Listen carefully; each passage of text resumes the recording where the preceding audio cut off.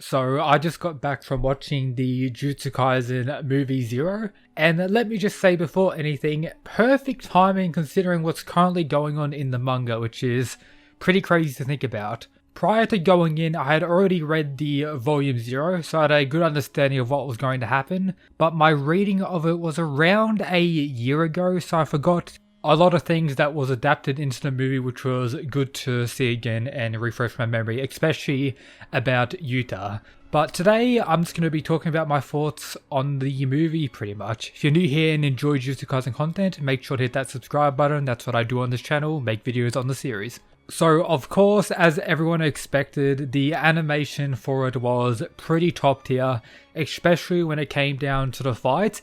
And that's what I believe this movie really excelled at extending the fights and really giving them life. Yes, Jujutsu Kaisen Volume 0 is only like 5 chapters and is quite short, not too many fights.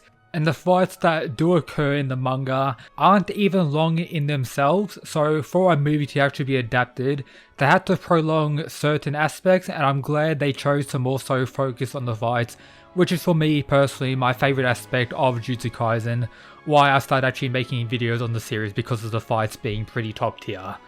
Gojo, fan favourite character, he was done well throughout this movie, his eyes looked very top tier. Sadly, he didn't have too many like fighting moments, and his big fight in the movie didn't really get fully fleshed out similar to how it was in the manga. I was hoping they would really show everything regarding that fight in the movie. That wasn't really the case. Yes, they extended it and we did get to see more of Gojo fighting, but not as much as I personally was hoping going into it and remembering a few moments from Gojo from reading it a year ago.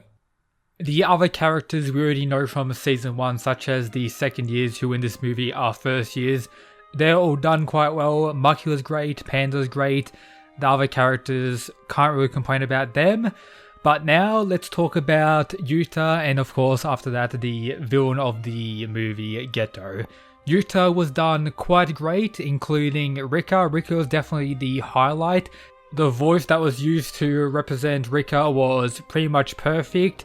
Not exactly what I expected, but as the movie went on and the more lines we got from Rika, it was pretty much perfect, of course referring to the cursed version of her.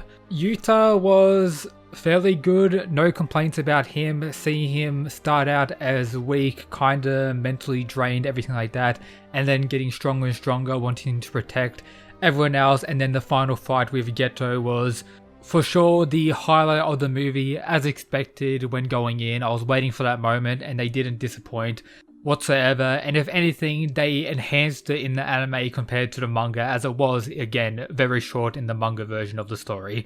So pretty much solidifying that Jujutsu Kaisen's anime adaptation is honestly better than the manga version of the story, at least for me, based on season 1 and now this movie. Can't wait to see what they do with season 2, which I believe is coming out next year if I'm not mistaken, or is it the end of this year, something like that. Season 2 is going to be top tier most likely as well. While of course not disrespecting the manga, which is amazing in its own right, I just honestly prefer the anime adaptation of the story so far in comparison, considering I'm fully up to date with the manga. With, of course, expect the chapter review of 178 most likely tomorrow. Geto throughout the story was fine, I had no issues with him. His, curses was great, the few flashbacks we got of him and Gojo done well. But one thing I didn't really remember, and it may have been added to the movie, was Yuta actually using a black flash. Correct me if I'm wrong, but I don't remember him using one in the Volume 0 manga version of the story. So I believe that was added probably by Gege for certain reasons. So yeah, Yuta is added to the list of characters who can use Black Flash, at least in the anime version of the story. So yeah, that was a very hype. Didn't see that coming whatsoever because I had completely forgot, or it's completely new. I'm not 100% sure, but yeah, that was a hype moment. The story pretty much adapted everything and enhanced the fights, as I already mentioned, so no complaints. Great movie as a whole. If you're a fan of Jujutsu Kaisen, you will greatly enjoy the movie. If you haven't read Volume 0, it'll probably be a even better experience, as you won't know what's going to happen when those moments do occur. It's going to be even more hype. And before I forget, the soundtrack throughout the movie again was top tier, similar to the anime, if not even better. If I had to give it a rating, probably a 10 out of 10 when it comes to adaptation, but as a standalone movie, let's pretend I hadn't actually watched or read anything about Jujutsu Kaisen. Probably a 7.5 or 8.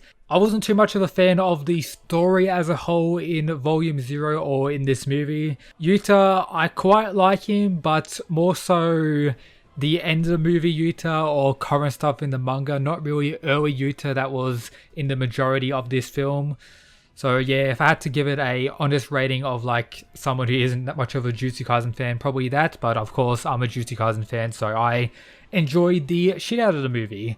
So yeah, that should be everything. Not too long of a review or discussion about it. Hope you enjoyed. If you've seen it as well, let me know your thoughts down below. Check out all the other stuff in the description.